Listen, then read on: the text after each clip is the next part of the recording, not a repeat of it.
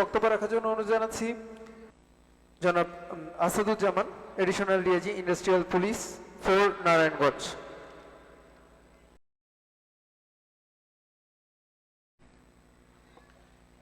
আসসালামু আলাইকুম। Time for dinner, time for prayer. Are hungry man is an angry man. তো আমার মনে হয় সবাই সামনে খাবার নিয়ে আছেন, সময় খুব কম। আবার আমরা অনুষ্ঠানের শেষ প্রান্তে নামাজের বিষয় আছে। খুব সংক্ষেপে কয়েকটা কথা বলতে চাচ্ছি, যেহেতু আমাকে বলার জন্য বলা হয়েছে। বাংলাদেশে যে গার্মেন্ট সেক্টরের যে অবস্থা, আমি একটু বলতে চাই। আপনারা অনেকেই জানেন যে আমরা শীর্ষ কয়েকটা দেশের মধ্যেই আমরা সবসময় থাকি, কিন্তু আপনারা এটাও অনেকে জানেন কি না আমি জানি না, তবে আমি আপনাদের জ্ঞাতার্থে বলতে চাই, এই ইন্ডাস্ট্রিয়াল সেক্টরকে অস্থিতিশীল করার জন্য, আনরেস্ট তৈরি করার জন্য কত ধরনের উস্কানি চলছে, কত ধরনের পায়তারা চলছে, এই ব্যাপারে কিন্তু আমাদের একত্রিত হওয়া উচিত।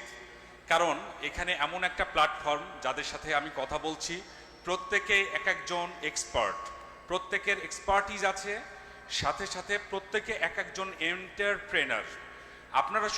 আপনারা চাকরিজীবী হবেন এটা আমি কখনো মনে করি না। আপনারা প্রত্যেকে এক একটা ইন্ডাস্ট্রিয়ালিস্ট হবেন, আপনারা কর্মসংস্থান তৈরি করবেন, আপনারা দেশকে, এখন সারা ওয়ার্ল্ডে চীনের অবস্থান 1 নাম্বার, কিন্তু আপনারা কি ভেবে দেখেছেন যে ভিয়েতনাম, কম্বোডিয়ার মতো এত কম জনসংখ্যার দেশেও আমাদের চেয়ে এত শ্রম সস্তা দেশ আর পৃথিবীতে কোথাও নেই, তারপরেও কেন আমরা চীনের পরপর অবস্থান আমাদের থাকছে না?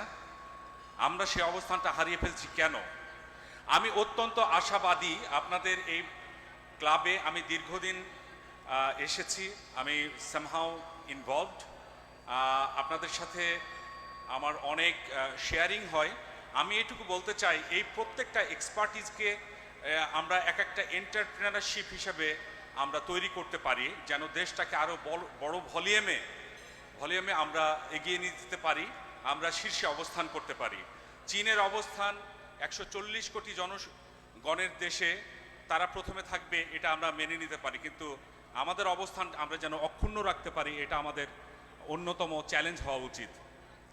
আমার খুব ভালো লাগছে এই টেকের যে কয়েকটা প্রোগ্রাম দেখলাম, এতে একটা প্রণিধানযোগ্য, উল্লেখযোগ্য একটা উন্নতি দেখতে পাচ্ছি।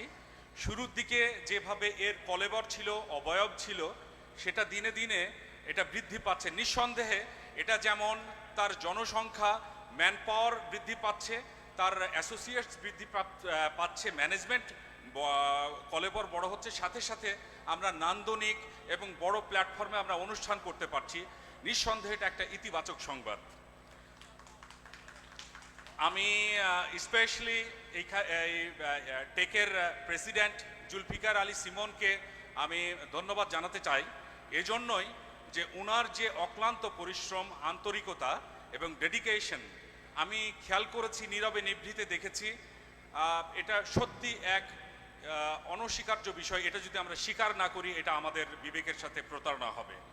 আমি আপনাদের টেক্সটাইল ইঞ্জিনিয়ার তহিদুল নবী তুহিনকে দেখেছি, এই আপনাদের ইনভাইটেশন কার্ড, আজকের এই প্রোগ্রামের ইনভাইটেশন দিতে বাংলাদেশের সর্বোচ্চ যেটা মহল, সেখানে উনি এই কার্ডটা দিতে গিয়েছেন, আমি তার সাক্ষী।